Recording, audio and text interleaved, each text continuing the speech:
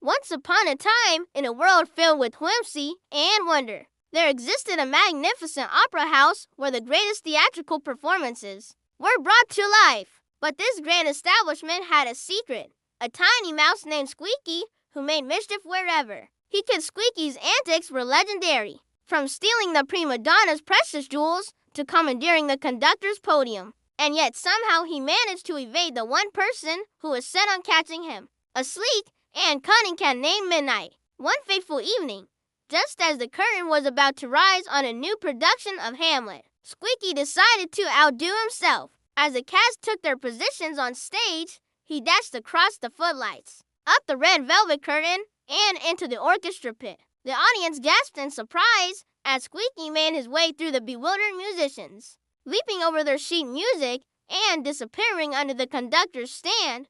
Midnight, who was lounging in the balcony, saw her opportunity and pounced. She raced down the stage left as Squeaky scurried behind the heavy velvet curtains. With a flick of her tail, she disappeared into the darkness, determined to finally capture her elusive prey. As the play began, the spotlight illuminated a tragic scene on stage. But all anyone could think about was a little mouse who had stolen the show. Squeaky found himself in a labyrinth of tunnels beneath the stage where he had made his home. He used scraps of wood and cloth to fashion a cozy nest, and he'd even built a tiny grand piano from a matchstick and some wire. It was here that he'd come to hide from Midnight, and it was here that she finally found him. She crept closer, her eyes gleaming in the dim light, and Squeaky knew he had to escape. He dashed through a hole in the wall and found himself backstage. As the play reached its climax on stage, Squeaky raced across the floor,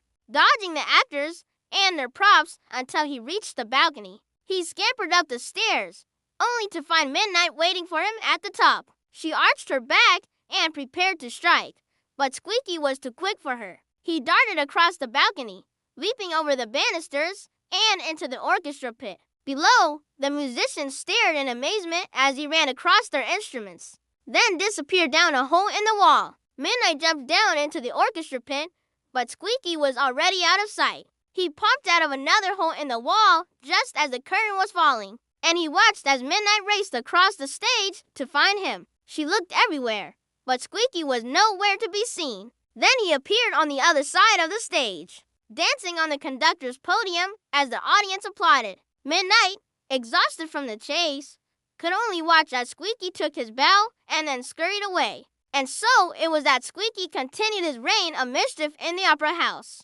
forever evading the clutches of the clever but unlucky cat. What a relief! The show must go on. This is the end of part 2. To see more adventures of Squeaky and Midnight, click on the bell and never miss an episode. Remember to give this video a thumbs up if you liked it and subscribe if you haven't yet. And now it's time for our encore. The camera pans across the empty stage as the music swells, then zooms in on a tiny hole in the wall. Squeaky pops his head out and winks at the audience before disappearing. Suddenly, a loud crash is heard and a shower of sparks flies.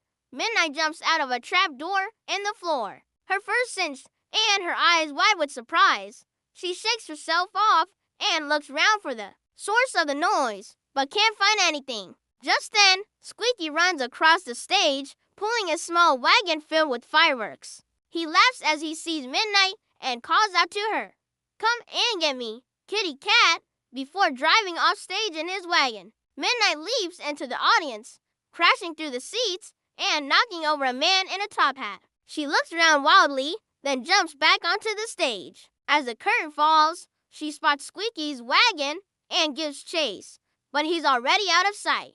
The two are seen racing through the grand foyer, past the box office, and up a flight of stairs. They disappear round a corner, leaving the opera house empty once again. And so the legend of Squeaky and Midnight continued, much to the delight of the opera house patrons and the annoyance of its management. For them, the show never quite went on as planned, but for those who loved a good chase, it was always entertaining.